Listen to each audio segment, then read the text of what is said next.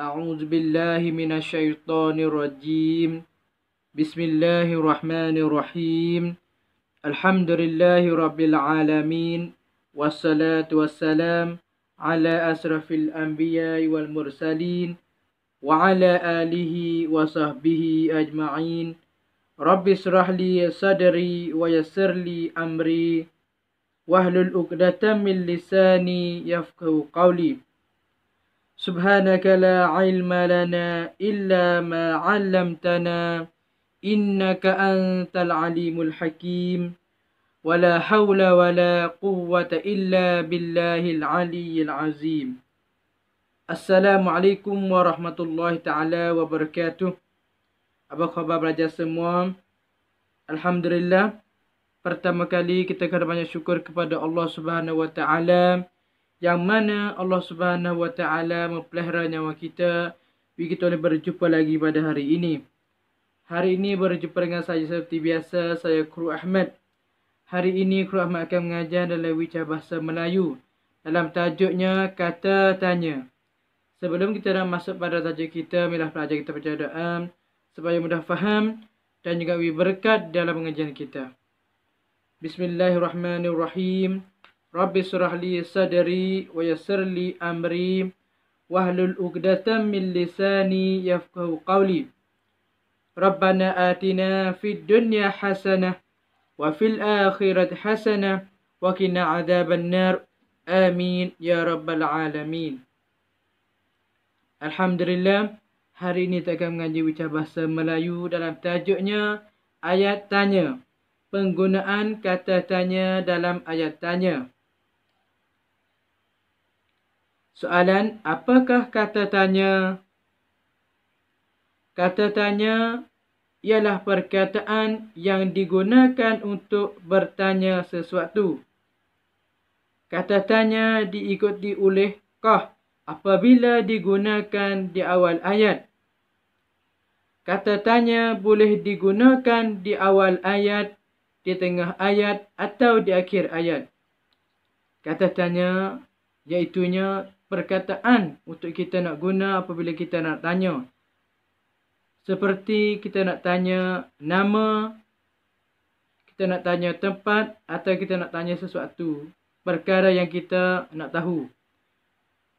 Perkataan kata tanya kita boleh gunakah, dan juga kita boleh guna letak di awal ayat, letak di tengah ayat, atau kita letak di akhir ayat. Seterusnya kita tengok contoh. Satu contoh kata tanya di awal ayat. Contohnya, siapakah nama kamu? Tepat warna merah iaitu siapakah. Kita letak kata tanya di awal ayat. Siapakah nama kamu? Yang kedua, kata tanya di tengah ayat. Buku siapakah ini? Siapakah kita letak di tengah ayat. Ini kata tanya untuk kita nak tahu. Kita letak kalimakah di tengah ayat. Yang ketiga, kata tanya di akhir ayat. Contoh, ini kolam siapa? Kita letak kata tanya di akhir ayat. Ini kolam siapa? Seterusnya, kita tengok jenis-jenis kata tanya. Semuanya ada 7 kata tanya. 1. Kata tanya apa? 2. Kata tanya bila? 3. Kata tanya di mana? 4. Kata tanya berapa? Yang kelima, kata tanya siapa? Yang keenam, kata tanya mengapa? Dan yang ketujuh, kata tanya bagaimana? Seterusnya kita bertengok fungsi-fungsi kata tanya. 1. Kata tanya apa? Bertanya tentang benda. Yang kedua, kata tanya bila? Bertanya tentang masa. 3. Kata tanya di mana? Bertanya tentang tempat. 4. Kata tanya berapa? Bertanya tentang bilangan. 5. Kata tanya siapa? Bertanya tentang orang. 6. Kata tanya mengapa? Bertanya tentang sebab. Yang ketujuh, kata tanya bagaimana? Bertanya tentang cara. Seterusnya kita tengok contoh ayat tanya. 1. Kata tanya apa? Contoh ayat tanya, apakah benda ini? 2. Kata tanya bila? Contoh ayat tanya, bilakah kamu akan buat kerja itu? 3. Kata tanya di mana? Contohnya ayat tanya, di manakah kamu tinggal? 4. Kata tanya berapa? Contohnya ayat kata tanya, berapakah umur kamu? Yang 6.